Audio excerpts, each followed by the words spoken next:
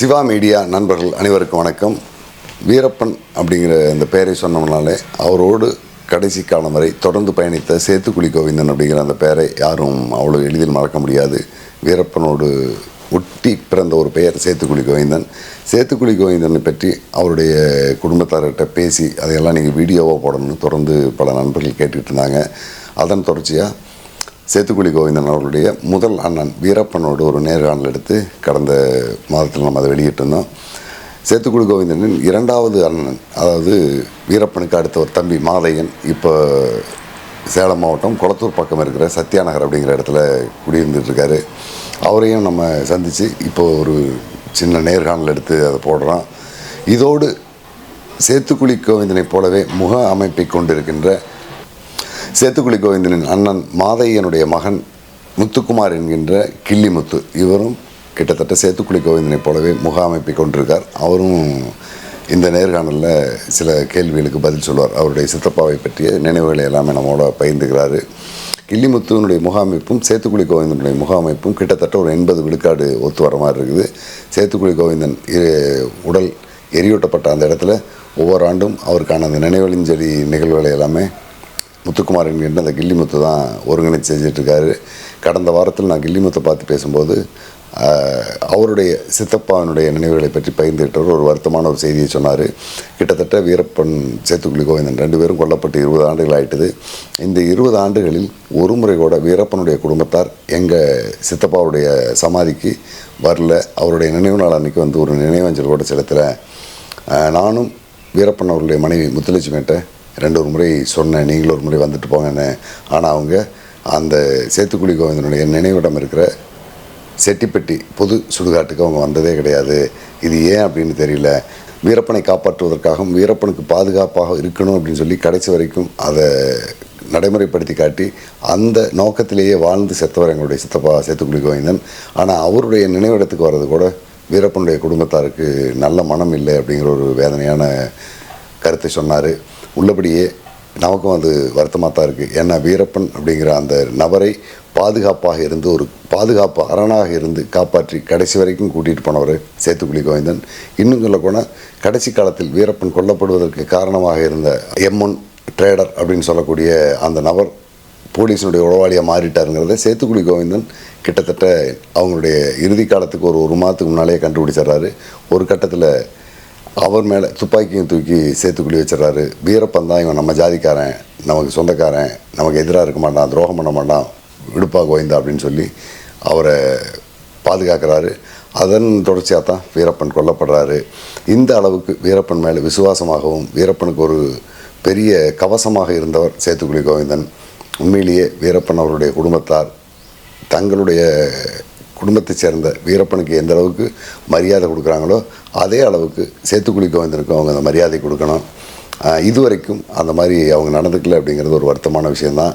எதிர்வரும் காலங்களிலாவது வீரப்பனுடைய குடும்பத்தார் தங்களுடைய குடும்பத்தைச் சேர்ந்த வீரப்பனுக்கு அஞ்சலி செலுத்துகிற அந்த நாளில் சேத்துக்குழி கோவிந்தனுடைய நினைவிடத்துக்கு போய் ஒரு மலர் மாலையை வச்சு அல்லது ஒரு பூவோ அல்லது ஒரு உதிரி பூக்களையாவது வாங்கி போட்டுட்டு ஒரு அஞ்சலி செலுத்திட்டு வர்றது தான் உண்மையிலேயே நன்றி உள்ளவங்க ஒரு செயலாக இருக்கும்.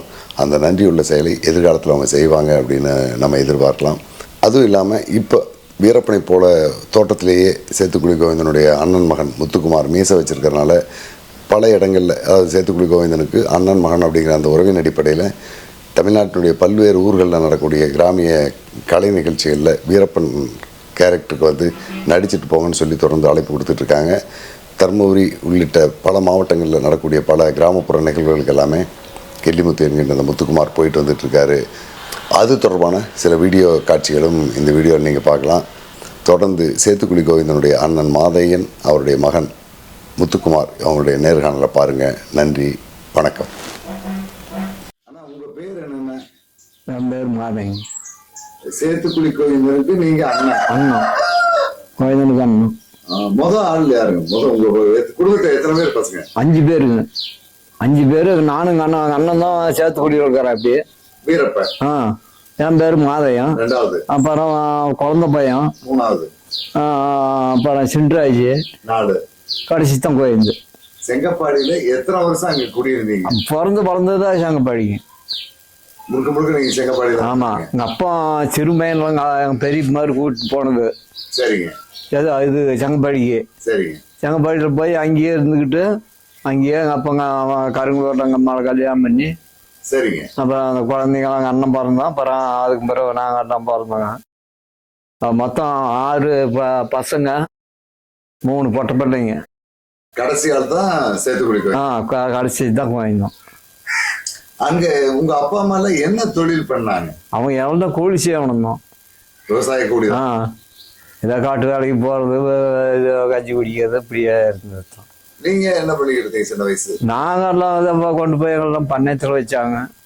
ஒரு 50 ரூபாய்க்கு கொண்டு போய் வச்சாங்க ஒரு வருஷத்துக்கு. என்ன ஒரு வருஷத்துக்கு 50 ரூபா.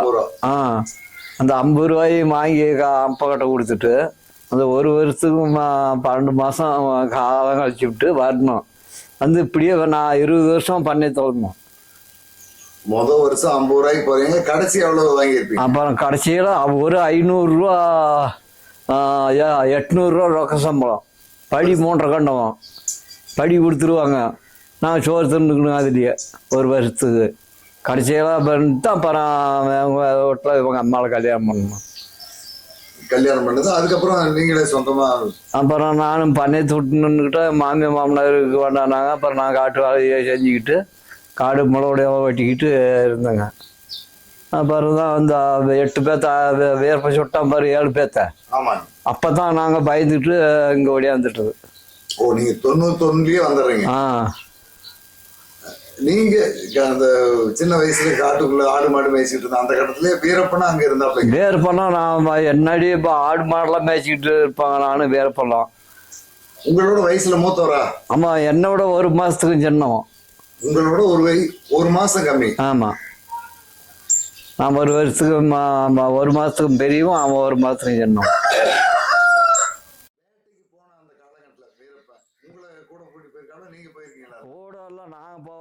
போவாங்க, அவங்க அப்பா வருவான், கூட்டிகிட்டு போவான். அம்மா சரி மாட்டை பார்த்துக்கடா அப்படிம்பாங்க. மாடு சரி ஓட்டி விட்டுட்டு வந்து இது தண்ணிக்கு வரும், கிணத்தாண்ட இருந்துக்குவான். இவன் கூட்டிகிட்டு போவாங்க. போனதும் முசுகந்திட்டு ஒன்று மாட்டிக்கிட்டு வீரப்பந்தான் தூக்கிட்டு வருவான். அவங்க அப்பங்கிட்ட கொடுத்துட்டு துப்பாக்கி மட்டும் எடுத்துக்கிட்டு வந்துடுவான். ஆமாம், ரத்தம் வலிக்கிட்டே எடுத்துக்கிட்டு வருவாங்க வீட்டுக்கு. வந்து அந்த காடு பழைய காட்டுலாம் என்னது இல்லை, மழை பெஞ்சாதான் வேணும், இல்லைன்னா இல்லை மேட்டுக்காடு. இந்த வாச்சர் கல்லாட்டிக்கு கிழவர் இருக்கிற காடு. அப்புறம் அதுலேயே இருந்தாங்க. அப்புறம் அப்படியே இதான ஆயிட்டா இது அவங்க பாட்டங்காடு பழைய காடு. வேறு வந்து அதை எடுத்து அந்த காட்டியும் வாங்கினத்தான் இங்க மினி புயலாண்ட. அப்புறம் அதுக்கு பிறகு இந்த பொங்காடு பொன்னாச்சி மணிக்காரங்காடு மணிக்காரங்காட்டை அப்படி ஓட்டிக்கிட்டு இருந்தது. அப்புறம் அவன் என்னமா கேஸு கொடுத்து கொண்டு போய் வீரப்படம் செக்க வச்சுட்டான போலீஸுக்கிட்ட. அப்புறம் தான் இவங்க என்ன பண்ணிட்டான், அந்த வயலுக்கு இவங்க மேலே போட்டு இவங்க காட்டை சொத்து என்னது, காட்டை விற்று விட்டு போயிட்டா அப்படின்னு இப்படி திருப்பிக்கிட்டாங்க. யாரு? வீரப்பா அவங்க அப்பா. வீரப்பா அவங்க அப்பா மேலே. அப்புறம் மணிக்கார விட்டுட்டு பொன்னாச்சிக்க ஓடணுத்தான் காடு இவங்களுக்கு ஆகிடுச்சு. அதெல்லாம் பிம்மா எல்லாம் கோடு இங்கிட்ட இருந்துச்சு. எல்லாம் வண்டி விட்டு எல்லாம் 10 லட்ச ரூபாய்க்கு பக்கமாக எல்லாம் செலவு பண்ணி கிணறு வெட்டி கோயில் கட்டி அப்புறம் அங்கேயே குடியிருந்தாங்க. அங்கேயே குடி போயிட்டாங்க. இந்த காலகட்டத்தில் உங்க குடும்பத்திலிருந்து யாரு வீரப்பனோட தொடர்பு வச்சிருந்தாலும்? முதல்ல தொடர்பு வச்சிருந்தாலும் 6 போவான். எங்கள் தம்பி ஒருத்தன் போவான், குழந்த பையன் வருவான். அவன் முதல்ல இதை போய்கிட்டு இருந்தான். அப்புறம் அவனை நம்பி திருப்பி அது சின்ராஜி போனான். சின்ராஜ் கூட போனான். ஆமா, குழந்தை பையன் யானை வேட்டையாட காலத்திலேயே போயிட்டு இருந்திருக்கான். ஆமா, சின்ராஜ் போனதும் இப்போ என்ன பண்ணிவிட்டான், அவன் சின்னவனும் வந்தாங்க, நல்லா தொலைவுவாங்க வேண்டாம் அப்படின்னு விட்டு இப்படி ஓடி சேர்ந்துக்கிட்டான். 11 வருஷத்துலயே. அது சின்ன நாள் கோயந்தோம். கோயந்தனுக்கு 11 வயசு இருக்கும்போதே காட்டுக்கு ஓடி போயிட்டான் அவங்காட்டுக்கு அவங்களோட. அப்புறம் அவன் இருந்துக்கிட்டு சொன்னான், குழந்த பையன் ஆடு வாங்கி விடண்டா மேயிடா அப்படின்னா. எனக்கு ஆடு மேய்க்கலாம், ஒன்று மேய்க்கலாம், அவங்களாடி போகிறான் அப்படின்னு போயிட்டான். அப்புறம் போனோமா அப்படியே அவங்காட்டில் அவனாடியே இருந்துக்கிட்டு பின்னாடியே அப்படியே போயிட்டாப்ல. திரும்ப ஏதாவது ஒரு மாசம் 2 மாசம் வீட்டுக்கு வந்திருக்காப்ல. வருவாங்க, வேறு சேர்ந்துக்கிட்டு வருவாங்க, வந்து எட்டி பார்ப்பாங்க. திருப்பி அவங்க அப்பெல்லாம் கடிப்பிடி கிடையாது. இவ்வளவு கழுவடி இல்லை. அப்பெல்லாம் டேப்பு போடுவாங்க, டேப் போட்டுக்கிட்டு ஆட்டாடுவாங்க, விடிய விடிய இருப்பாங்க. விடிஞ்சு ஆடி போட்டு தான் கணக்கா தூக்கம் வந்து அதை கிளம்பி விட்டுருவாங்க. கிளம்பிடுவாங்க. அந்த மாரியாத்தா ஆட்டம் ஆடுறதுக்கு வந்து எல்லாம் ஆடி முடிச்சுட்டு போயிடுவாங்க. இங்க இருக்க மாட்டாங்க. அப்போ ஊருக்குள்ள வேற எங்க தங்குவாங்க? ஊருக்குள்ள அலங்காட்டுக்கு போயிடுறாங்க. அங்கே போயிடுவாங்க. அலங்காட்டுல போய் இருந்துக்கிறாங்க. மழை காலம் வந்தா பழுது அடிச்சுக்கிறாங்க. இங்க இருந்து சாப்பிடுறதுக்கு மற்ற மாதிரி வேலைக்கு வர்றதோட சரி. வந்து பாக்குறதா சரி ஓடி போயிடுவாங்க. சரி, இந்த மாதிரியே காட்டுக்குள்ள போயிட்டாங்க. அப்படியே காட்டுக்குள்ள போனது தான். அப்புறம் அப்படியே இருந்துகிட்டு தான் கிடைச்சாவும் மட்டுமே முன்னாடியே இருந்துட்டாங்க. நீங்க எந்த வருஷம் இங்க வந்தீங்க? அங்கிருந்து நாங்க அதான் அந்த 5-7 பேர்த்த சுட்டா பாரு வீரப்போம். அப்போ ஓடியாந்துட்டு தான் பயந்துக்கிட்டு நம்பளையும் விட மாட்டாங்க. நம்பாளுங்க அங்க இருக்கிறாங்களே, திருப்பி நம்பளையும் போட்டு தட்டி விடுவாங்க. நாம போயிடலாம். அப்போ 3 பேர் தொடர்புல இருக்காங்க. அப்படின்னு பூந்து வந்துட்டோங்க.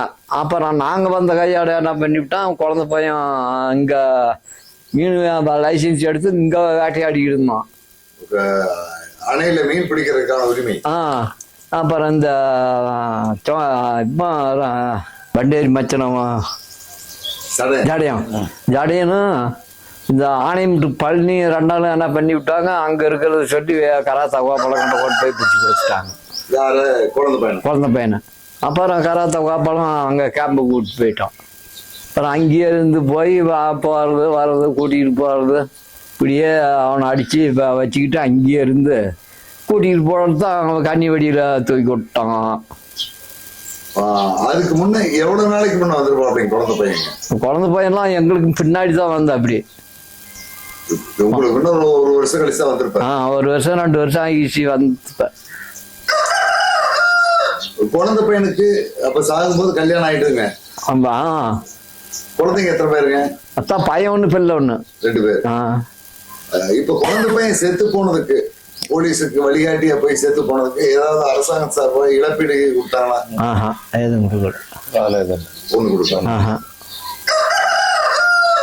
அதுக்கப்புறம் சின்ராஜ் என்னானாருங்க? தம்பி சின்ராஜ் என்னானாப்ல? அவனுக்கு தான் கொண்டு போய் கொண்டு போனோமா அவங்களோட பிடிச்சி கூட்டிட்டு போனாங்க ஜெயில இருந்து. இல்ல எதுக்கு ஜெயிலுக்கு போனாரு? ஜெயிலுக்கு அவன் பேர் பண்ணாடு இருந்தது தான் யாரோ காட்டி கொடுத்துட்டாங்க. போய்கிட்டு வந்துகிட்டு இருக்கிறான் சின்ராஜ். போயிருந்தவங்க அண்ணன் தொடர்புக்குதுன்னு சொல்லி சொன்னது. போலீஸ் பிடிச்சிட்டு போயிட்டாங்க சேலம் தமிழ்நாடு. அப்புறம் அங்க போய் ஜாமீன் எடுத்ததான். ஜாமீன் எடுத்ததான். அப்புறம் கர்நாடகா போலீஸ் அங்க கொண்டு போய் எங்க அம்மா கிட்ட காட்டி விட்டு கூட்டிட்டு வந்து ஜெயில இருக்குது. அப்ப ஜெயில இருக்குது வந்து எப்படின்னா எங்க அத்தை வந்து ஜல்லிபாளையத்துல இருக்குது ராஜமா. அவங்களுக்கு இங்க இருந்து எதனால வாங்கிட்டு போவோம், அரிசி ஆரியம் என்ன கிடைக்குதா மவுனுக்கு கொண்டு போவோம். பசல போகும்போது பிடிச்சிக்கிட்டாங்க. உங்க பையனுக்கு இனி அரிசி பேர் கொண்டு போ அப்படின்னு சொல்லி பிடிச்சி கர்நாடகா ஜெயில போட்டாங்க. எவ்வளவு நாள்? 10 வருஷம். அப்ப எப்படின்னா எங்க அத்தை புருஷன் வந்து ஐயாவு அவரு 10 வருஷம் ஜெயில எங்க கர்நாடகாவில மச்சன் நீ அரிசி பருப்பு கொடுத்த அப்படின்னு சொல்லிட்டு அவரும் ஜெயில அவரு ஜெயிலுக்கு என்ன பிள்ளை 1 இருக்குதுன்னு சொல்லிட்டு தான் ஆயா முடிஞ்ச உதவி பண்ணுது பிள்ளைக்கு. அதனால ஆயாவையும் பிடிச்சி உள்ள வச்சுட்டாங்க. ஆயா மாதேஸ்வர மலையில இருக்கும்போது சின்ராஜை கூட்டி போய் காட்டுறாங்க. சின்ராஜ் இங்க இருந்து கூட்டி போய் காட்டுறாங்க. ஆயா கிட்ட பேசுறாங்க. சித்தப்பாவும் சொல்லிட்டு போறாரு, இந்த மாதிரி இங்க இருந்தா அங்கேயே இருந்தா கூட இருக்கு, இந்த மாதிரி பிடிச்சிட்டு போறாங்க, என்ன பண்றாங்கன்னு தெரியும் சொல்லிட்டு கூட்டிட்டு போறாங்க. எங்களுக்கு ஆயா வெளியே வந்த பின்னாடி தான் தெரியும் இது மாதிரி சின்ராஜ் கூட்டிட்டு போயிட்டாங்க. கூட்டி போய் என்ன பண்ணாலும் தெரியல.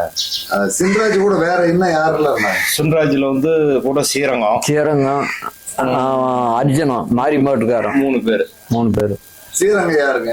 ஸ்ரீரங்கம் கோரப்பழம் ஜாதகம் பாக்குற ஆளு. அந்த ஆளு வந்து வீரப்பனுக்கு ஜாதகம் பாக்குற ஆளுன்னு சொல்லி அந்த ஆளை தூக்கிட்டு போறாங்க. 3 பேரையும் அம்மாட்ட காட்டி பேசிருக்காங்க. அதுக்கப்புறம் என்னன்னு தெரியல. 3 பேர் அங்கேயும் இல்ல, என்னன்னு தெரியல, வரவும் இல்ல. சுட்டுதான் பாடினாலும் இருக்கும். பாடி அம்மா வந்து சொல்ல காட்டின்னு தான் தெரியும் என்ன ஆனாங்கிறது இன்னைக்கு வரைக்கும் தெரியல. அவர் சின்ராஜுக்கு எத்தனை குழந்தைங்க? சின்ராஜுக்கு ஒரே பையன் இருக்காங்க. ஒரே ஒரு பையன். சேத்துக்குழி கோவிந்தனுக்கு கல்யாணம் ஆனது உங்களுக்கு தெரியுமா? கல்யாணம் ஆனதெல்லாம் எங்களுக்கு தெரியாது, நல்லூர்ல தான் பண்ணதான். நம்ம குடும்பத்துக்கு தெரியாதுங்க, குடும்பத்துக்கு தெரியாது. அங்க எப்படின்னா இறந்ததுக்கு பின்னாடி தான் சொல்றாங்க அப்படின்னு கல்யாணம் ஆயிடுச்சுன்றாங்க, குழந்தைங்க இருக்குதுன்றாங்க, இல்ல கொன்னுட்டான்றாங்க. அது நம்மளுக்கு யாருக்குமே தெரியாதுங்க, கல்யாணம் ஆன விஷயமே தெரியாது யாருக்கும். தெரியல அவங்க எந்த ஊருக்காரங்க, அவங்க யாரு என்னன்னு தெரியாது. கல்யாணம் ஆனதான் எங்களுக்கு தெரியாது. எங்க அப்பாவை கேட்டாலும் பெரியப்பாவை கேட்டாலும் சரி, யாரை கேட்டாலும் தெரிஞ்சதான் நம்ம தெரியுதுன்னு சொல்லலாம். ஆயாவுக்கே தெரியாது. தெரியாது. அவங்க அம்மா, அவங்க அம்மாவுக்கே தெரியாது. அவரு இறந்த பின்னாடி தான் ஆயா இறந்துச்சு. இறந்த பின்னாடி தான் ஆயா இறந்தாங்க. அப்பதான் பக்கமா இறந்தாங்க. அப்பதான் பக்கமா இருந்துச்சு. அவங்களுக்கு ஆயாவுக்கே தெரியாது. நீங்க கோவிந்தனை கடைசியா எப்ப பாத்தீங்கன்னா? கடைசியில இது எங்க அங்க இதுல பாட்டுல ராஜகுமார் கடத்தப்பட்டது சத்தியமா அங்க பாட்டு அங்க அதுக்கு பின்னாடி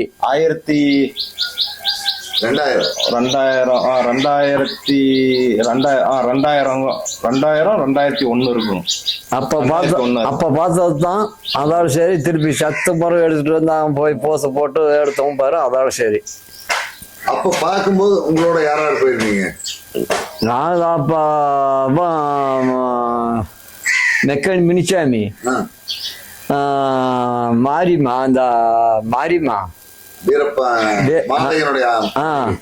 அப்புறம் கண்ட்ரைட்டு மினிச்சாமி, அப்புறம் அவங்க வீட்டுக்காரி மாதம்மா, அப்புறம் அந்த ஜெயமாட்டுக்காரன், அப்புறம் அப்புறம் நானு அண்ணா, எங்க பொம்பளை, எங்க அம்மா, எங்க அக்கா, என் பெல்ல, என் மருமகம், இவங்க எல்லாம் போய் அப்ப பார்த்ததோட சரி. எத்தனை நாள் அங்க இருந்தீங்க? அங்க போய் போன நைட்டே வந்துட்டோங்க. போனதும் சாயந்தரம் போனோங்க, கொண்டு போய் இறக்கி விட்டவங்க இருந்தாங்க. விடிய இருந்தாங்க. விடிஞ்சு வண்டியை கூப்பிட்டு இருந்ததும் வண்டியை வச்சு விட்டாங்க. அப்புறம் நாங்க வந்துட்டோம் கார்ல. இருட்டுக்குள்ளேயே போய் பார்த்துட்டு ஒரே நைட்டு விடிய கிளம்புனா போனது நைட்டு தான் போறாங்க. போய் பாக்குறாங்க, பொழுது விடிய வந்துடுறாங்க. விடிய வந்துட்டோங்க. அப்ப பார்த்ததுதான். நீங்க போயிருக்கீங்க? நாங்க போகலீங்க. நாங்க அதுக்கு பின்னாடி ஒரு டைம் போய் பார்த்தோங்க. இருக்கிறான்னு தெரிஞ்சு சொல்லியிருந்தாங்க. ஒருத்தர் சொன்னா அப்படி போய் பார்த்தாங்க. என்ன பண்றோம் ஏதுன்னா, நம்ம ஸ்கூல் போகாத இருந்தோம். எனக்கு இல்லைன்னா நானும் அங்க போலாம், அங்கேயே போயிடலாம். நம்மளுக்கு பள்ளிக்கூடம் நம்ம டார்ச்சர் ஓவர் இருக்கும், போலீஸ் டார்ச்சர். போயிடலாம் அப்படின்றதுக்காக போய் கேட்டதுக்கு அப்புறம் அவரு வந்துட்டு போய் படிக்கிற வழி பாரு, இங்க இருந்தே சுட்டு போடுவோம்ட்டாரு. பைக்குக்கு அவன் ஓடியான்ட்டான், வந்துட்டான். அப்ப நானும் வந்து ஒரு டைம் பார்த்ததான். அவ்வளவுதான். அதுக்கப்புறம் சேத்துக்குடி கொல்லப்பட்டவங்களும் அப்பதான் போய் பாக்குறேன். எப்படி தகவல் கிடைச்சது உங்களுக்கு? தகவல் டிவி பார்த்து தான் தெரிஞ்சுக்கிட்டாங்க. தர்மபுரி போறீங்க? உங்கள்கிட்ட அங்கெல்லாம் விடமாட்டாங்க. சில பேர் தான் போனாங்க, சில பேர் விடல. நானே போகல. நானே இங்க வந்து தான் கோயந்து படிக்க. சில பேர் விடல. அங்க முக்கியமா சில பேர் மட்டும் விட்டாங்க, போன அம்மா போச்சு விட்டாங்க. சில பேர் விடல. அப்புறம் இங்க வந்து தான் பார்த்தாங்க. இங்க புதைக்கிறதுங்கிற முடிவு பண்ணீங்களா இல்ல எரிக்கிறது? இல்ல, நம்ம இதெல்லாம் வந்து புதைக்கிறது இல்ல, எரிக்கிறதான். நம்மளதெல்லாம் எரிக்கிறதான் குடும்ப வழக்கம். ஆமா, எரிக்கிறதான். அதனால எரிச்சிட்டோம். போலீஸ் இது எரிக்கத்தான் செய்யணும். இல்ல அது நாங்களும் எரிக்க சொன்னாங்க. என்ன எங்களுடைய வழக்கம் நாங்க எரிக்கிறதான். அதனால எரிச்சு விட்டாங்க. நான் புதைக்க மாட்டாங்க. புதைக்க கூடாது, எரிக்கணும் அவங்களாம். ஆனா வந்து யாரையுமே பாடி கூட தொடர்றது கூடல.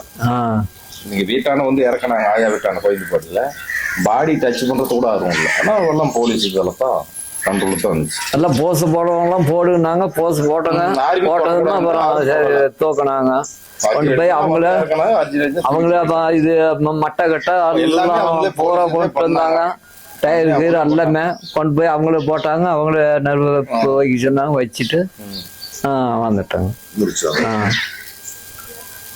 அதுக்கு பிறகு சதாசிவ கமிஷன் விசாரணை முடிஞ்ச பிறகு சேத்துக்குடி கோவிந்தனுடைய மாமனார் மாமியாருக்கு அவங்க மனைவிக்கெல்லாம் இழப்பீட்டு தொகை கொடுத்தாங்க. அதை பற்றி உங்ககிட்ட அதெல்லாம் எனக்கு தெரியவே தெரியாது. விசாரிக்கலாம். சரி, நம்மளுக்கு தெரியும் தெரியாதுங்க. அவங்க மனைவி யாரு இருக்கிறாங்களா இல்லையா நம்மளுக்கு தெரியாது.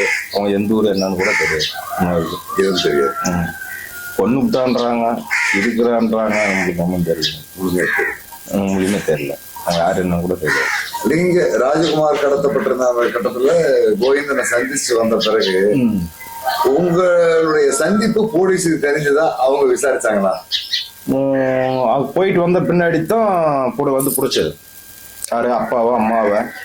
எங்க பிடிக்கிறாங்க? உங்க வீட்லயே தான் 2:30 மணிக்கு வந்து இங்க வந்து வீட்லயே வந்து ஐயா வர சொல்றாங்க, வாங்க எஸ்பி வர சொல்றேன். அப்படியே கராத்தாப்பாலாம் இந்த இது அதிரடிப்படை அனுப்புனது 2 வண்டி ராமலிங்க இன்ஸ்பெக்டர் பெரிய கூட்டுவான்னு பெரிய அதுல அதிரடி படம் வந்துச்சுங்க. அதிரடி படம் தான் துபாய்க்கார அதிரடி படம் தான் வந்து விடிகால் 2:30 மணிக்கு லவுண்டு கட்டி அப்பாவையும் அம்மாவையும் தோக்குறாங்க.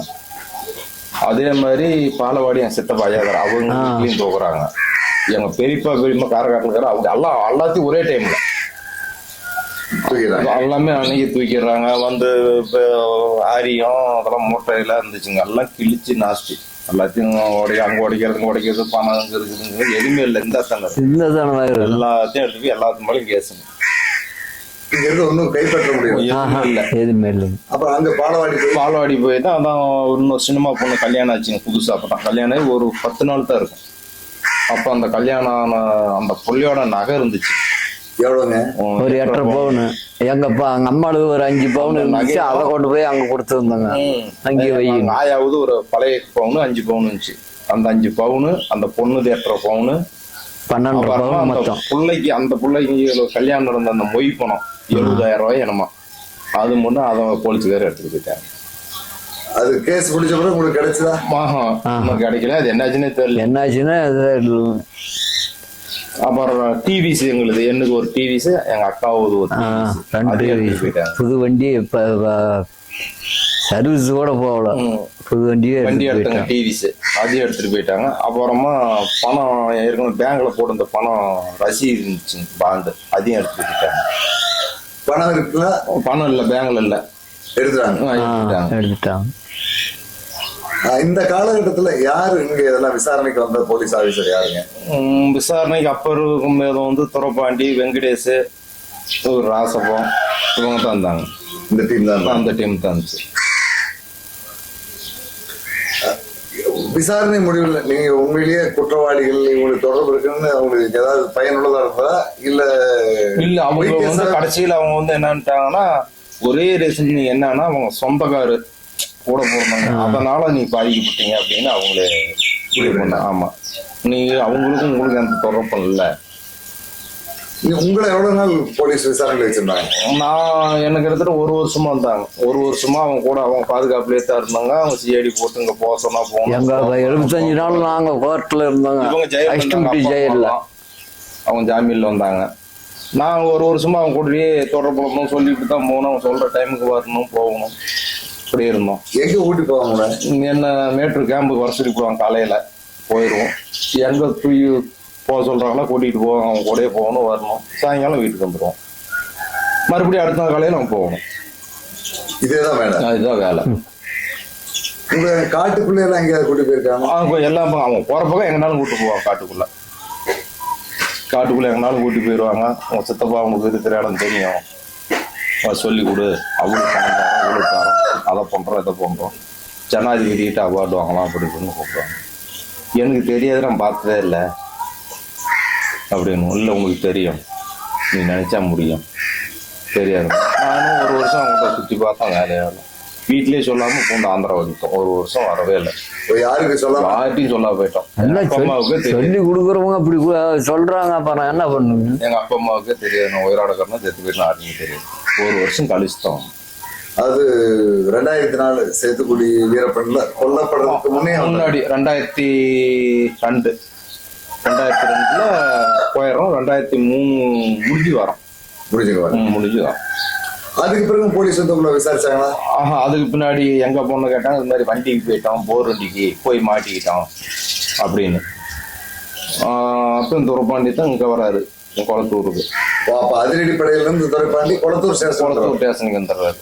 அப்போதான் வந்து இது மாதிரி போர் வண்டியில் போய் மாட்டிக்கிட்டான் அப்படின்னு. சரி அப்படின்னு அதுக்கு மேலே நம்மளுக்கெல்லாம் அந்த டார்ச்சர்லாம் இல்லை.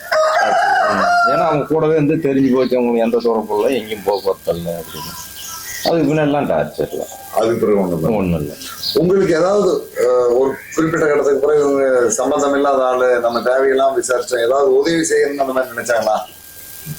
உதவி செய்யணும் வந்து பண விஷயத்தெல்லாம் இது பண்ணல, எதுவும் இல்லை. தம்பிக்கு வேணா அந்த வேலைக்கு வாங்கி தரோம் பண்ணிக்கலாம் அதிரடிப்படையில்னு சொல்லிட்டு தம்பி இது பண்ணாங்க.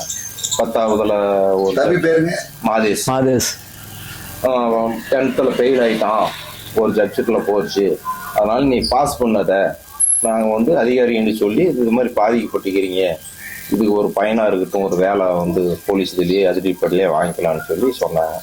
தம்பி வந்து எனக்கு அந்த வேலை பிடிக்காது, எனக்கு ஆகாது, முடியாதுன்ட்டான். ஒத்துக்கவே இல்லை. கடைசி வரைக்கும் கொண்டு போய் அடிச்சாங்க. முன்னாடி எண்ணெய் வச்சு அப்பா வச்சுட்டு கூட அடிச்சாங்க. அடிச்சு கொண்டாலும் சரி எனக்கு அந்த வேலை வேண்டாம், நான் பாஸ் பண்ண முடியாதுன்ட்டான். பாஸ் பண்ண முடியாதுன்னு சொல்லிட்டான். ஒருவேளை SLC பாஸ் பண்ணி வேலை வாங்கி கொடுத்துருப்பாங்க. வாங்கி கொடுத்தா அவனுக்கு பிடிக்கல. அப்போ ஒரு ஜட்ஜிட்டு நீ போ அந்த ஜட்ஜுக்கு இழக்கிறத கூட நான் காசு கட்டுறோம்னு அவரே சொன்னார் துரைப்பாண்டி. அது கூட வசதி இல்லை உங்களுக்கு, நானே கூட ஹெல்ப் பண்ணி கட்டலாம், நீ பாஸ் பண்ணு அப்படின்ட்டு. எனக்கு ஆகாது, போலீஸால எனக்கு பிடிக்காது, போக மாட்டான். என் சித்தப்பா அப்படி இருக்கும்போது நான் போலீஸ் ஆகணும் அப்படி. அவருக்கு எதிர்ப்பா நான் போலீஸ் ஆகிறதா, நான் வரமாட்டான் அது வேண்டாம். இப்ப மாதேஷ் அவர் இல்லைங்க, இறந்து இப்ப 10 வருஷம் ஆயிடுச்சு. 10 வருஷம் ஆயிடுச்சு. திருமணம் ஆயிடுச்சு இல்லைங்க? திருமணம் ஆயிடுச்சு. திருமணம் ஆகி ஆன பின்னாடி திருமணம் ஆகி டைவர்ஸ் ஆயிடுச்சு. டைவர்ஸ் ஆன பின்னாடி இறந்துட்டான். ஹார்ட் அட்டாக் வந்து 10 வருஷம் ஆகும். எங்க பேத்தி பண்ணதான் மாவட்டப்பட்டியில பண்ணி 3 வருஷம் பார்த்தோங்க. ஆகலை, சரி இது வேண்டாம் அப்படின்னு நாங்களே தான் போய் திரும்ப வாங்கி விட்டோங்க. தாலி வாங்கிட்டு வந்தோம். 9 வருஷம் முடிஞ்சு 2015 இருப்பான். ஒருவேளை துரைப்பாண்டி சொன்னபடி அவன் படிச்சிருந்தான்னா இந்த குடும்பத்துக்கு ஒரு போலீஸ் ஆயிருந்தான். படிக்க மாட்டேன்னு விட்டான். அது ஏன்னா சொந்தம், ஒரே ரீசன் என்னங்கன்னா சொந்தக்காரு அண்ணன் உங்களுக்குள்ள தொடர்பு இருக்கும், அந்த இதில் தான் ஓவரா டார்ச்சர் பண்ணிட்டான். ஆனா அதுல தொடர்பு இல்லைன்னு தெரிஞ்சதுக்கு அப்புறம் உதவி செய்யும். ஆமா. இப்ப உங்க வீடு மற்ற அந்த குடியிருந்த இடம் தான் செங்கப்பாடியில இருக்குங்களா? அதெல்லாம் தெரியலங்க, போவே இல்லை. அப்பா அம்மா வந்ததாடு சரி, நாங்கள் அதுக்கு பின்னாடி போகவே இல்லை. போகவே இல்லை. இப்போ கிட்டத்தட்ட சேத்துக்குடி கோவிந்தன் வீரப்பன்லாம் இருந்து 20 வருஷம் ஆயிட்டுது. மற்றபடி யாராவது போலீஸ் மற்றது விசாரிக்கிறது அந்த மாதிரிலாம் இப்பெல்லாம் அந்த இதெல்லாம் இல்லை, யாரும் இல்லை. இறந்த பின்னாடி அவங்க இறந்த பின்னாடி எல்லாருமே இல்லை, யாருமே வந்து கேட்கறதும் இல்லை, எந்த கண்டுக்கிறதும் இல்லை. சின்ராசு குழந்தை பையன் இவங்க 2 பேரும் இறந்து போனது சம்பந்தமா இந்த சதாசிவா கமிஷன் விசாரணை நடந்தப்ப நீங்க போய் சொன்னீங்களா? போய் சொல்லல. உங்களுக்கு அது தெரியல? அந்த இது தெரியாதுங்க நமக்கு. அந்த இதெல்லாம் அவங்க போகல, யாரும் விட்டுட்டாங்க. சின்ராசை பற்றி எந்த தகவலும் இன்னைக்கு வரைக்கும் இன்னும் வரைக்கும் நீங்க எந்த தகவலும் தெரியாது. சரி, இப்ப சேத்துக்குழி கோவிந்தனுடைய அண்ணன் அப்படின்னு சொல்லி பொதுவா மற்றவங்க யாராவது உங்ககிட்ட அதை பத்தி எல்லாம் விசாரிக்கிறாங்களா, பேசுறாங்களா? அதெல்லாம் ஒண்ணு யாரு எதுவும் கேள்வி கேட்க. உங்களுக்கு வயசு என்ன ஆகுதுன்னா? இப்ப எனக்கும் 76 நடக்குதுங்க. 76. அது வீரப்பன் நீங்களும் ஒரே வயசு, 1 மாசம் வித்தியாசம். ஆமா. இப்ப வீரப்பன் இருந்தாலும் அவருக்கு 76. உங்களுக்கு இப்ப இந்த முக அடையாளம் எல்லாம் சேத்துக்குழி கோவிந்த மாதிரியே இருக்கு. இதை பத்தி வெளியில யாராவது கேக்குறாங்களா? அது முடிஞ்சு எல்லாத்துக்கும் தெரியுங்க. அது இல்லாத நம்ம வந்து இந்த டான்ஸ் மேடை ப்ரோக்ராமுக்கு போவோம், வீரப்பையா அதாட்டம் போட்டுக்கிட்டு டான்ஸ் கலை நிகழ்ச்சி எல்லாம் போவோம். அது மாதிரி நிறைய ஊருக்கு போய்க்கிறோம். திருப்பத்தூர், திருவண்ணாமலை, திருச்சி, தருமபுரி, கிருஷ்ணகிரி, லோக்கல் எங்க தகவல் வந்தா போவோம். அதனால அவங்க சேத்துக்குழியார் குடும்பம் தானே, அதனால வாங்க அப்படின்னு கூப்பிடுவாங்க. தொடர்ந்து அதுக்கும் போய் எல்லாத்துக்கும் தெரியும், சேத்துக்குழியார் கோயில்னா அண்ணன் பையன் அப்படின்னு தெரியும். ஃபேஸ்புக்கு, வாட்ஸ்அப்பு, இன்ஸ்டாகிராமு அது எல்லாத்துலேயும் இருக்கும். அவங்க வீடியோ போஸ்ட் போடுவாங்க, இருக்கும். உங்களுக்கு அந்த மாதிரி வெளியில கூப்பிடும் போது மனநிலை எப்படி இருக்கும்? எனக்கு கொஞ்சம் நல்ல சந்தோஷமா இருக்கும். எப்படின்னா அவங்களோட இது வந்து வீரப்பையாவோ சேத்துக்குள்ளியாரதோ வந்து நீங்கள் என்னைக்கு மறக்கூடாது, இருக்கணும் அப்படின்னு நினைக்கணும். அதுக்கு ஒரு வாய்ப்பு அமைது. அதுக்கு ஒரு வாய்ப்பு அமைது. தொடர்ந்து நிகழ்ச்சி போயிட்டீங்க. அடுத்து எங்க இருக்கு? இப்போதைக்கு எது இல்லைங்க. தை மாசத்துக்கு பிறகுதான். இப்போ போன ஒரு 10 நாளைக்கு ஷூட் ஒன்று படம் எடுக்க வீரப்பையா கதையை தான் போயிருந்தோம். போய் ஒரு 3 நாள் ஷூட்டு போயிட்டு வந்தோம். அதில் என்னை வந்து அதில் ஒரு கேரக்டர் கொடுத்துருந்தாங்க, நடிச்சுட்டு வந்தோம். இப்போ மறுபடியும் கூப்பிட்டுருந்துக்கிறாங்கன்னு ஒரு 10-20 நாள் ஆகும். மறுபடியும் ஒரு வெப் சீரியல் எடுக்கிறது, அதுக்காக போயிட்டு இருக்கிறோம். சரி சரி. போயிட்டு இருக்கிறோம். 2-3 படத்துல சின்ன சின்ன ரோலை பண்ணோம். அது எதுவும் படம் ரிலீஸ் ஆகலாம். ஒருவேளை கிராமங்கள்ல ஊர்ல நடக்கிற கலை நிகழ்ச்சிகள்ல வீரப்பன் தொடர்பான வேற உண்டு, அதுல ஏதாவது வசனம் பேசுறதெல்லாம் இருக்கா உங்களுக்கு? இல்லைங்க, வசனம்லாம் எதுவும் இல்லை. அந்த பாட்டுக்கு மட்டும் ஆடும், அவ்வளவுதான். டான்ஸ் ஆகிட்டு அந்த மாதிரி போயிட்டு. அப்ப வீரப்பன் தொடர்பா ஏதாவது நடிக்கணும் கூப்பிட்டா உங்க நம்பர் கொடுத்தா போலாம். கண்டிப்பா.